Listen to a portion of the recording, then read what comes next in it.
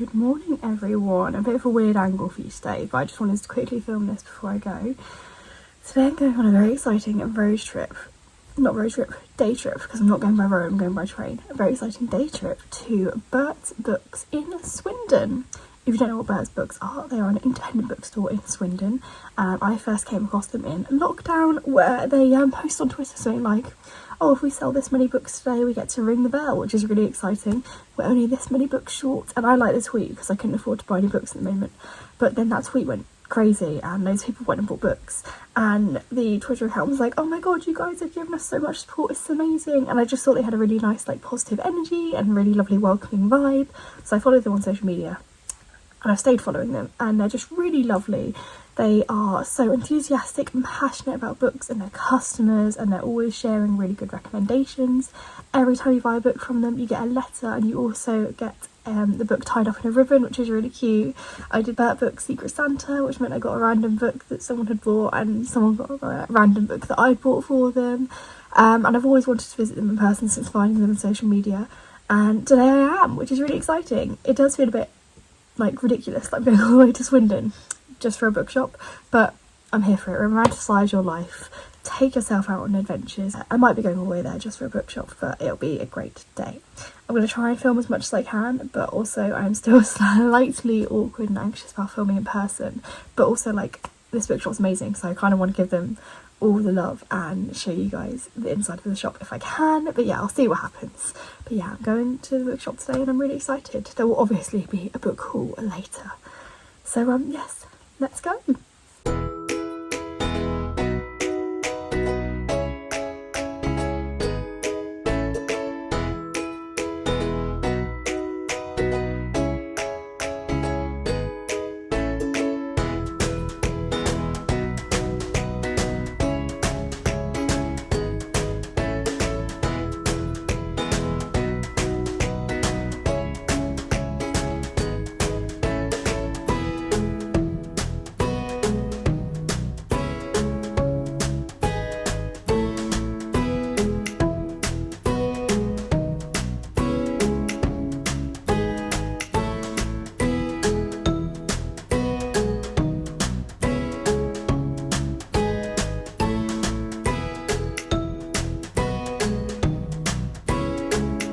And now I'm back, and that was the end of my trip to Bert's Books. I had such a lovely time. Oh my god, I think I got slightly overexcited. I was like, it's here, it's real. So I got off the bus and I was walking towards the shop, and I had Google Maps open on my phone. I was like, okay, it should be around this corner, and I literally walked around the corner and saw it, and I was like, oh my god, there it is. I got like all excited. I was like, that's the bookshop, that's it right there. And I went in, and it was every part as lovely and welcoming and enjoyable as I'd hoped it would be. Everyone in the shop is so lovely and nice. I had a really nice, friendly, welcoming, warm atmosphere. I had lovely browse. I got recommended some books. So yes, all in all, a lovely trip. When I went there, and I was like, oh my god, this is the place I've seen on social media, and now I'm seeing it like here in the flesh. I was like, is this how people feel when they go to like Disneyland? I was like, for me this is better than Disneyland, because this has books, and I can buy books here and talk to people about books. So yeah, I got very, very excited. So I went in, I did a wee little browse, started to think about what books I wanted to buy, because obviously I wasn't going to go all that way and not buy any books. And then I realised that I was getting overwhelmed at all the books that were there. I got overwhelmed by the amount of books I wanted, but that was a me personal thing. They have like a perfect number of books and a perfect selection of books, so there's something for everyone. But with all their tables and floor to ceiling bookshelves, which are beautiful, they have just the right number of books where there's enough choice and enough range, but it's not so many books that you get overwhelmed. Whereas, like, you know, Waterstones Piccadilly, where they've got books literally everywhere in sight, for me that is overwhelming, and when I go there I have to have an action plan of what books I want to buy, because I can't just browse in that shop because it stresses me out because there's too many books. But actually Bert's Books has just the perfect number of books. It's enough to keep you interested, enough to browse, enough to have something for everyone, but it's not so many that you feel that completely overwhelmed. So yeah, I started to browse, and then I got overwhelmed personally. Like, that was a me problem at all the books I wanted. So I very nicely asked Bert if he would recommend me a book, and I was like, is there a book that you don't think people buy enough, or is there one you wish that more people would read? And he recommended me a book, which we'll get into, so I bought that book. And his colleague Michael also recommended a book to me, which I also bought, which we'll get into. So they both gave me a recommendation, and actually Bert gave me another recommendation as well, a bonus recommendation. And then I started browsing for myself, and that's when there was some damage done with the books. The issue is I went to Bert's Books the day I got paid, so actually I was probably a bit more reckless than I would have normally otherwise been. Do I have any regrets? Not one regret at all. It was a lovely day. I had a fantastic experience. They didn't judge me for being too excited and happy, I don't think. I was that person who asked for a photo in the bookshop because I was like, oh my god, I'm here. And I will absolutely be going again. And now I know how easy it is to get to, I will absolutely be going again. As a baseline anyway, we should be supporting indie bookshop. Much as I like Waterstones, and as fab as they are, indie bookshops really need our money and our support more than big chain brands. And why wouldn't you want to support an independent bookstore? Why wouldn't you want to put your money there? And Bert's Books was such a lovely, warm and welcoming shop that actually I just think that that is exactly where I want to put my money. So I think rather than go to Waterstones whenever I feel any emotion whatsoever and buy a book there, I'd rather just save it up, go to Bert's Books maybe once every other month or whatever, and buy all the books I want there. Because as it is, even now, when I want a book, unless it's a Waterstone special edition or signed or whatever, I will just order it from Bert's Books website, because it always arrives so beautifully packaged, and I know the money is going to an independent bookstore and a business that could really use it and really use the support. So yeah, I'm all about that life. I will definitely be going again, definitely be spending more money at Bert's Books, and I wouldn't have it any other way. So if you live near Swindon or in Swindon, or you just want to take a trip to Swindon for Bert's Books, I would hugely recommend it. I had an absolutely fantastic time. Anyway, let's get into the bit that you're all here for, the books. What did I buy? So here we have the very big and bulky The Books My Bag Choose Bookshop paper bag that all my books are in. This is how bad the amount of books I bought was. Am I going to admit this on camera? No, I am. I have a fully stamped Bert's Books loyalty card and 2 stamps on the other one. So basically you get 1 stamp for every paperback and 2 stamps for every hardback you buy. And I have a full card, and I started the next card, and 1 full card means I get, I think, £10 off the next time. Yeah, £10 off the next time I go to the shop in person. So now I really have to go again because I've got £10 off. Yeah, that's how bad we're talking. Like I said, no regrets. I am allowed to criticise myself for having no self-control. This was me having self-control. This was me seeing other books I wanted and not buying them. So God help me if I didn't have any self-control at all. If I was completely unrestricted, I would have probably left there with like a whole suitcase worth of books. So the first book I bought was She and Her Cat. I've been eyeing this up for ages, and I picked it up in the bookshop and I just didn't want to put it back down. So I was like, okay, I guess that's a sign. I have to buy this book. And it's got a cat on the cover. That was a large reason why I picked it up, is the title and there's a cat on the cover. I have already forgotten what these books are about. Let's find out together, shall we? On the outskirts of Tokyo, in a neighbourhood crossed by a commuter railway, local cats weave their way through lives and homes as their owners navigate difficult times. A cat named Chobi sends silent messages of courage to a young woman, willing her to end a faltering relationship. A gifted artist fatally misunderstands her boss's enthusiasm for her paintings. A manga fan shuts herself away after the death of her friend, while her cat Cookie hatches a plan to lure her outside. A woman who has dedicated her life to a distant husband learns a lesson in independence from her cat. Against an urban backdrop of humming trains and private woes, she and her cat explores the gentle magic of the everyday. Populated by both the friendly and the feral, it reveals with heart-stopping wisdom and warmth how even in our darkest moments, community and connection may lead us to a happier place. That sounds right up my street. Really like, you know, heartwarming and hopeful, and just an exploration of different people and their lives. And cats! You're more than likely to sell me a book if there's like an animal on the cover, in the title, in the plot. I picked up a book at Yelp called Bunny, which is really dark, which I wanted to read anyway, but I was like, oh, the cover's got a rabbit on it. And they were like, this is not a light, fluffy book. I was like, I don't care, it's got a rabbit on it. So, yeah, this sounds really lovely. And it's only a little read, so maybe I'll read... Oh my god, look at that illustration. Oh, that's so cute. It's only a little read, so I might read this quite soon. Next up, this is the first book that Bert recommended me, and it is called The Line of Beauty. This is set in the 1980s, and it is about a man who is gay, and he's either in the Conservative Party or he just is conservative, and it's kind of about him, and I think it kind of follows his story. That was the general description I got given by Bert, but it sounds very interesting, very character-led, and I find that a really interesting take on a character, like, especially knowing what we know about the Conservative Party and what they stand for. I'm like, oh, that's quite interesting that you are a Conservative, but you're also gay. And it's set in the 80s, so there's kind of a lot to unpack there. This was the first recommendation that I asked for. I was like, give me a book that you don't think enough people read or enough people buy. And he said he really liked this book, and no one has bought it, or very few people have bought it. So I was like, okay, well, I've never read this author, so that's also a bonus. It's always nice to try a new author, try and read new stuff, and it sounds like a really interesting concept and a really interesting character that I want to learn more about.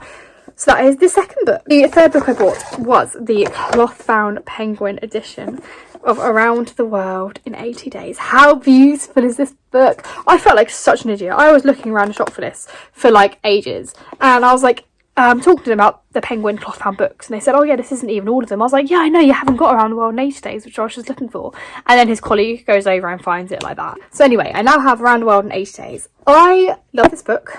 I watched the BBC adaptation with David Tennant, which I loved, and I don't actually own a copy of the book, so now I do, and it's a really pretty copy, so I can't wait to reread this and remember why I love it so much. They did also have the picture of Dorian Gray, which I really wanted, but I was like, no, just get one penguin cloth bound. You can't get two, so I might get that next month or in a few months, because the amount of books I want is ridiculous. But yes, this is the next book I got, Around the World in 80 Days. Next up is the only YA book I bought, but I don't know, there's no need for me to justify buying a YA book, because in this house we read anything that you would like to. I'm a big supporter on this channel, in this house, of you reading whatever makes you happy. You want to read a comic book? Read a comic book. You want to read a graphic novel? You read a graphic novel. Middle grade? Enjoy it. YA? That's fine by me. You want to read some weird monster crossover romance fantasy thing? As long as it makes you happy. So I bought a YA book, and that is In Deeper Waters. I bought this knowing nothing about it, because I got told by my friend that it's like pirates / mermaid vibes, but LGBT. So that was all I needed to know, and now I own it. Although it's got one of those really annoying covers. Oh, why did I do that? But yes, this was the only YA book I bought. Something about magic and pirates and LGBT. My explanation skills are great. Next up we have a hardback, and I took this book from the Pillar of Popularity. If you don't know what Bert's book's Pillar of Popularity is, it is a pillar with numbers 1 to 5, with their top 5 best-selling books that week or that month, I think. And number 1 was really good, actually, and I took it, and it was the last copy. I did ask if I could take it, and they said I could. This is about a woman who, her marriage breaks down like 608 days after it started. She can't afford to pay her rent. Her PhD degree is leading her nowhere, but she is 29, and she's like, no, I'm going to embrace this life of being a surprising young divorcee. And so it basically is about her learning about herself again, learning about falling back in love with herself and her relationships with her friends. It's just a very character-led exploration book by the sounds of it, and that sounds right up my street. So yes, and I've seen it everywhere. It's a new release. It's been highly raved about. I want to know why, so I picked up a copy of that. Next we have another cat book, and this is the Travelling Cat Chronicles. I wanted to read this book for ages, but I can't remember anything about it. Let's find out. It says, it's not the journey that counts, but who is at your side. Nana is on a road trip, but he is not sure where to. All that matters is he can sit beside his beloved Satoru in the front of his silver van. Satoru is keen to visit 3 old friends from his youth, though Nana doesn't know why and Satoru won't say. Set against the backdrop of Japan's changing seasons and narrated with a rare gentleness and striking humour, Nana's story explores the wonder and thrill of life's unexpected detours. It's about friendship, solitude, and knowing when to give and when to take. Above all, it shows how acts of love, both great and small, can transform our lives. Doesn't it sound really lovely? I think it sounds really lovely. I am really excited to read it. And again, it's only a little book, and it's got a cat on it. Next up is the last book that Bert recommended me, and that is Typolo Blue? Typolo Blue? Typolo Blue.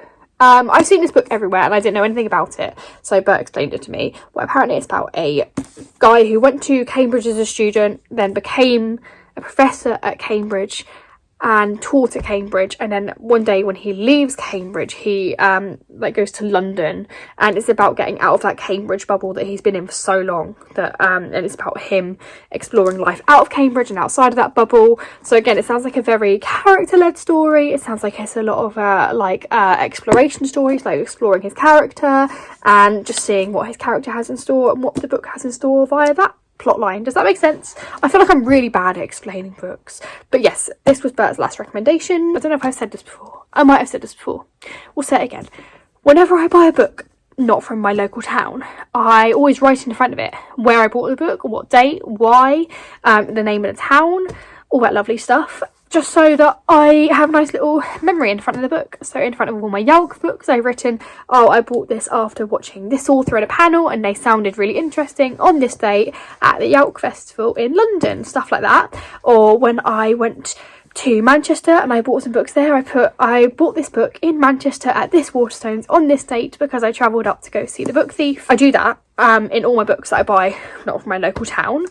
And so I asked if Bert and his colleague would like to write in any of the books that I bought today, and so they wrote in the books they recommended. Because Bert recommended me 2 books, he wrote in this one, and in there it is just written, bought at Bert's Books in Swindon, 28th of January 2023, enjoy, Bert. And there's a little bee stamp there as well, which is really sweet. And can we just appreciate these end papers? Oh my god, look at that. I don't even care if the book inside is boring as hell and I hate it. I don't think I will. But even if it is, I'm keeping this book because those end papers, and because, you know, it's been written. But yeah, this sounds really dark academia. It sounds really interesting in terms of the character story, and so I am very excited to read this, especially after all the hype. And the cover is so pretty. I know we shouldn't judge a book by its cover, but it's so pretty. And the last one is the book that Bert's colleague Michael recommended to me, and that is Last One at the Party. This is about a woman who lives on planet Earth, obviously. Where else would she live? This isn't a sci-fi, this is like a literary fiction. Anyway, this woman is live on Earth, and then a disease comes along and wipes out the entire human race. So not even just a city or a country, like the whole human race is gone, just bye, dead. And she's the only person left. So it's about her kind of coping, being on her own on this entire planet. And I think just like navigating life and discovering how she's going to come to terms with that she is the last person standing. And it sounds like a very interesting existential crisis book that I just can't wait to stick my teeth into. Sounds really like life imitating art, because apparently she wrote this before COVID. I was talking to Bert and Michael about it. Apparently she wrote this before COVID, but then she was doing edits during COVID. So like, she wrote this before COVID was a thing, and then suddenly COVID exists. You must be like, am I a fortune teller? Like that's insane. That's so cool. So yeah, this book sounds super duper good. I can't wait to read it. Very intrigued. And this is the one that Michael wrote in, which he wrote First Books, Swindon, 28th of January 2023. That is all the books that I bought. You'll be pleased to know that is the last book. Thank you so much to Bert's Books for being the absolute loveliest, friendliest, most welcoming shop. Thank you to both Bert and Michael, who I spoke to for a long time, for being super lovely and chatty, and for not thinking, who is this weirdo and why is she so enthusiastic, for selling me the lovely books, for writing in the lovely books, for taking the photo of me in the bookshop. Yes, I asked for a photo in the bookshop. I was excited. I was happy. I have no regrets. Like, my life is not very eventful. This is like peak excitement for me. I'm just revealing myself as a massive nerd, but we all knew that. I am fully going to go back. I'm going to drag friends there. Yes, it was a fantastic day. An absolutely amazing time. Support your local indie bookshops. Read lots of books that make you happy.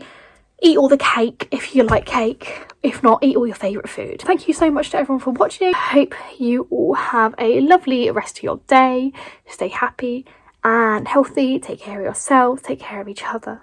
And I will see you all again soon. Bye!